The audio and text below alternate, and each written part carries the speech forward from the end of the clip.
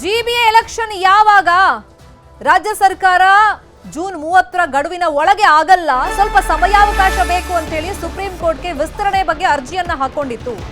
ಸದ್ಯಕ್ಕೆ supreme court ಈ ಬಗ್ಗೆ ಮಹತ್ವದ ಆದೇಶ ಕೊಟ್ಟಿದೆ. ಅಂದ್ರೆ 3 ತಿಂಗಳ ಸಮಯಾವಕಾಶವನ್ನ ಸುಪ್ರೀಂ ಕೋರ್ಟ್ ಕೊಟ್ಟಿದೆ. ಆಗಸ್ಟ್ 31ರವರೆಗೆ ಟೈಮ್ ಅನ್ನ ಸುಪ್ರೀಂ ಕೋರ್ಟ್ ಕೊಟ್ಟಿದೆ ಜಿಬಿಎ ಎಲೆಕ್ಷನ್ ನಡೆಸೋದಕ್ಕೆ. ರಾಜ್ಯ ಸರ್ಕಾರದ ಮನವಿಯನ್ನ ಪುರಸ್ಕರಿಸಿದೆ ಕೋರ್ಟ್. ಸಿದ್ಧತೆಯ ಕಾರಣಕ್ಕೋಸ್ಕರ ಸಿಬ್ಬಂದಿ ಈಗ ಬೇರೆ ಬೇರೆ ಕರ್ತವ್ಯಗಳಲ್ಲಿ ನಿರತರಾಗಿದ್ದಾರೆ. ಒಂದ್ ಕಡೆ ಗಣತಿ ನಡೀತಾ ಇದೆ, ಮತ್ತೊಂದ್ ಕಡೆ SIR ನಡೆಯುತ್ತೆ. ಸೊ ಇದಕ್ಕೆ ಸಿಬ್ಬಂದಿ ಬಳಕೆ ಆಗ್ತಿರೋದ್ರಿಂದ ಈ ಮತದಾನಕ್ಕೆ ಬೇಕಾದಂತ ಸಿದ್ಧತೆಗಳನ್ನ ಮಾಡ್ಕೊಳ್ಳೋದಕ್ಕೆ, ಎಲೆಕ್ಷನ್ಗೆ ಬೇಕಾದಂತ ಸಿದ್ಧತೆಗಳನ್ನ ಮಾಡ್ಕೊಳ್ಳೋದಕ್ಕೆ ನಮಗೆ ಸಿಬ್ಬಂದಿ ಕೊರತೆ ಜೊತೆಗೆ ಸಮಯ ಬೇಕು ಅಂತ ಕೇಳಿತ್ತು ರಾಜ್ಯ ಸರ್ಕಾರ. ಇದಕ್ಕೆ ಸುಪ್ರೀಂ ಕೋರ್ಟ್ ಟೈಮ್ ಅನ್ನ ಕೊಟ್ಟಿದೆ.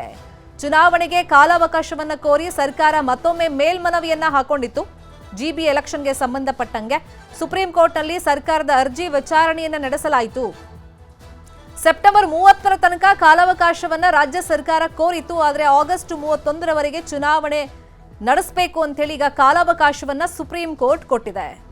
ಅಲ್ಲಿಗೆ ಸ್ವಲ್ಪ ಬ್ರೀದಿಂಗ್ ಸ್ಪೇಸ್ ರಾಜ್ಯ ಸರ್ಕಾರಕ್ಕೆ ಸಿಕ್ಕಂಗಾಗಿದೆ. ಜಿಬಿಎ ಚುನಾವಣೆಗೆ ಸಂಬಂಧಪಟ್ಟಂಗೆ ಮೊನ್ನೆ ಮಹತ್ವದ ಸಭೆಯನ್ನ ನಡೆಸಲಾಗಿತ್ತು. ಆ ಸಭೆಯಲ್ಲಿ ಈ ಹಿಂದೆ ಏನ್ ಡೇಟ್ ನಿಗದಿಯಾಗಿತ್ತು ಜೂನ್ 30, ಅಷ್ಟರೊಳಗೆ ಚುನಾವಣೆ ಆಗಬೇಕು ಅಂತ ಡಿಸಿಷನ್ ತಗೊಳ್ಳಲಾಗಿತ್ತು. ಅದನ್ನ ಪ್ರಶ್ನೆ ಮಾಡಿ ವಿಸ್ತರಣೆಗೆ ಕೋರ್ಟ್ ಮೊರೆಯನ್ನ ಹೋಗಿತ್ತು. ಇದೇ ವಿಷಯಕ್ಕೆ ಸಂಬಂಧಪಟ್ಟಂತೆ ಇನ್ನಷ್ಟು ಡೀಟೇಲ್ ಆಗಿ ಇನ್ಫಾರ್ಮೇಶನ್ ಅನ್ನ ಕೊಡ್ತಾ ಹೋಗೋದಕ್ಕೆ ನೇರ ಸಂಪರ್ಕದಲ್ಲಿ ಕನೆಕ್ಟ್ ಆಗಿದ್ದಾರೆ ನಮ್ಮ ರಿಪೋರ್ಟರ್ ಮುನಿರಾಜು. ಸರ್ಕಾರ ಸುಪ್ರೀಂ ಕೋರ್ಟ್ ಮುಂದೆ ಕಾಲಾವಕಾಶ ಕೇಳೋದಕ್ಕೆ ಏನೆಲ್ಲ ಕಾರಣಗಳನ್ನ ಕೊಟ್ಟಿತ್ತು, ಮತ್ತೆ ಸುಪ್ರೀಂ ಕೋರ್ಟ್ ಈ ಬಗ್ಗೆ ಏನೇನು ಹೇಳಿದೆ? ಶರ್ಮಿತಾ, ಏನು ಜಿಬಿಎ ಚುನಾವಣೆಗೆ ಸಂಬಂಧಪಟ್ಟಂತೆ ಚುನಾವಣೆಯನ್ನ ಮುಂದೂಡಿಕೆ ಮಾಡಬೇಕು ಅಂತ ಹೇಳಿ ಸರ್ಕಾರ ಒಂದು ಮೇಲ್ಮನವಿಯನ್ನ ಸುಪ್ರೀಂ ಕೋರ್ಟ್ ನಲ್ಲಿ ಸಲ್ಲಿಕೆ ಮಾಡಿತ್ತು. ಇವತ್ತು ಈ ಒಂದು ಅರ್ಜಿ ವಿಚಾರಣೆ ಕೂಡ ಸುಪ್ರೀಂ ಕೋರ್ಟ್ ನ ಮುಖ್ಯ ನ್ಯಾಯಮೂರ್ತಿಗಳ ಒಂದು ಪೀಠದಲ್ಲಿ ವಿಚಾರಣೆ ಕೂಡ ಆಗಿದೆ. ಈ ಸಂದರ್ಭದಲ್ಲಿ ಏನು ಸರ್ಕಾರ 3 ತಿಂಗಳವರೆಗೆ ಒಂದು ಚುನಾವಣೆಯನ್ನ ಮುಂದೂಡಿಕೆ ಮಾಡಬೇಕು ಅಂತ ಹೇಳಿ ಮನವಿಯನ್ನು ಮಾಡಿಕೊಂಡಿತ್ತು. ಆದ್ರೆ ಸುಪ್ರೀಂ ಕೋರ್ಟ್ ಕೇವಲ 2 ತಿಂಗಳವರೆಗೆ ಚುನಾವಣೆಯನ್ನ ಮುಂದೂಡಿಕೆ ಮಾಡೋದಕ್ಕೆ ಒಂದು ಅಸ್ತು ಅಂತೇಳಿ ಒಪ್ಪಿಗೆ ಕೂಡ ಸೂಚಿಸಿರುವಂತದ್ದು. ಆಗಸ್ಟ್ 31ರ ಒಳಗಡೆ ಚುನಾವಣೆಯನ್ನ ನಡೆಸಬೇಕು, ಅದಕ್ಕೆ ಸರ್ಕಾರ ಎಲ್ಲ ರೀತಿಯ ಸಿದ್ಧತೆಗಳನ್ನು ಕೂಡ ಕೈಗೊಳ್ಳಬೇಕು ಅಂತೇಳಿ ಒಂದು ಆದೇಶವನ್ನು ಕೂಡ ಮಾಡಿದೆ. ಮತ್ತೆ ಸರ್ಕಾರದ ಪರವಾಗಿ ಹಿರಿಯ ವಕೀಲ ಅಭಿಷೇಕ್ ಮನು ಸಿಂಘ್ವಿ ಅವರು ಕೂಡ ಹಾಜರಾಗಿದ್ರು. ಈಗಾಗಲೇ ರಾಜ್ಯದಲ್ಲಿ ಚುನಾವಣೆ ನಡೆಸೋದಕ್ಕೆ ರಾಜ್ಯ ಸರ್ಕಾರ ಎಲ್ಲ ಸಿದ್ಧತೆಯನ್ನು ಕೂಡ ಮಾಡಿಕೊಂಡಿದೆ. ಮತ್ತೆ ಅದಕ್ಕೋಸ್ಕರ ಹಣವನ್ನು ಕೂಡ ಮೀಸಲಿಡಲಾಗಿದೆ. ಆದ್ರೆ ರಾಜ್ಯದಲ್ಲಿ ಈಗಾಗಲೇ ಜನಗಣತಿ ಕೂಡ ಆರಂಭ ಆಗಿದೆ. ಮತ್ತೆ ಶೀಘ್ರದಲ್ಲೇ SIR ಕೂಡ ಆರಂಭ ಆಗೋದ್ರಿಂದ ಸಿಬ್ಬಂದಿಗಳ ಕೊರತೆ ಉಂಟಾಗುತ್ತೆ ಅಂತೇಳಿ ತಮ್ಮ ವಾದವನ್ನು ಕೂಡ ಮಂಡಿಸಿದ್ರು. ಆದ್ರಿಂದ ಸೆಪ್ಟೆಂಬರ್ 31ರ ಒಳಗಡೆ ಒಂದು ಅವಕಾಶವನ್ನು ಕೊಡಬೇಕು ಅಂತೇಳಿ 3 ತಿಂಗಳ ಒಂದು ಮನವಿಯನ್ನು ಕೂಡ ಮಾಡ್ಕೊಳ್ತಾರೆ.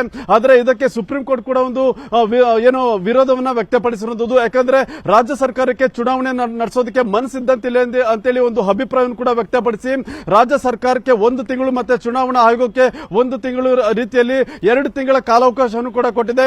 ಅಂದ್ರೆ ಆಗಸ್ಟ್ 31ರ ಒಳಗಡೆ ಒಂದು ಚುನಾವಣೆಯನ್ನು ನಡೆಸಬೇಕು ಅಂತೇಳಿ ಒಂದು ಆದೇಶವನ್ನು ಕೂಡ ಕೊಟ್ಟಿರೋದು.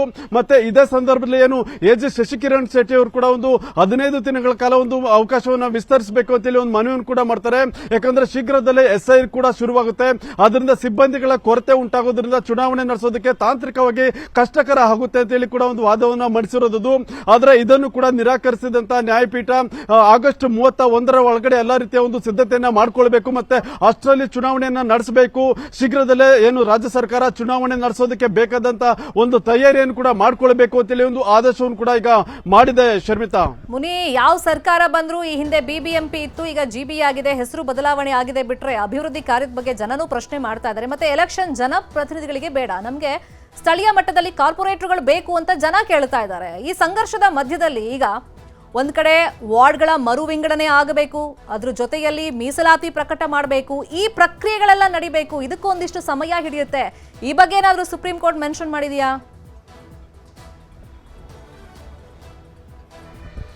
ಶರ್ಮಿತಾ, ಈಗಾಗಲೇ ಏನು ಚುನಾವಣೆ ನಡೆಸೋದಕ್ಕೆ ಏನು ಸುಪ್ರೀಂ ಕೋರ್ಟ್ ಈ ಹಿಂದೆ ಏನೋ ಒಂದು ಆದೇಶವನ್ನ ಮಾಡಿತ್ತು. BBMP ಇದ್ದಾಗಲೇ ಜೂನ್ 30ರ ಒಳಗಡೆ ಚುನಾವಣೆಯನ್ನು ನಡೆಸಬೇಕು ಅಂತೇಳಿ ಒಂದು ಆದೇಶವನ್ನು ಮಾಡಿ ಡೆಡ್ ಲೈನ್ ಕೂಡ ಕೊಟ್ಟಿತ್ತು. ಆ ಬಳಿಕ ಚುನಾವಣಾ ಆಯೋಗ ಕೂಡ ಇದಕ್ಕೆ ಬೇಕಾದಂತ ಎಲ್ಲಾ ತಯಾರಿಯನ್ನು ಕೂಡ ಮಾಡಿಕೊಂಡಿತ್ತು. ಮತ್ತೆ ಸುಪ್ರೀಂ ಕೋರ್ಟ್ ಆದೇಶ ಇರೋದ್ರಿಂದ ಜೂನ್ 30ರ ಒಳಗಡೆ ಒಂದು ಚುನಾವಣೆಯನ್ನು ನಡೆಸ್ತೀವಿ ಅಂತೇಳಿ ಅದಕ್ಕೆ ಬೇಕಾದಂತೆ ಒಂದು ಏನು ಕಾನೂನು ಪ್ರಕ್ರಿಯೆಯನ್ನು ಕೂಡ ಆರಂಭ ಮಾಡಿ ಒಂದು ಅದಕ್ಕೆ ದಿನಾಂಕವನ್ನು ಕೂಡ ನಿಗದಿಪಡಿಸೋದಕ್ಕೆ ಕಳೆದ ಬಾರಿ ಒಂದು ಸಭೆಯನ್ನು ಕೂಡ ಮಾಡಿದ್ರು.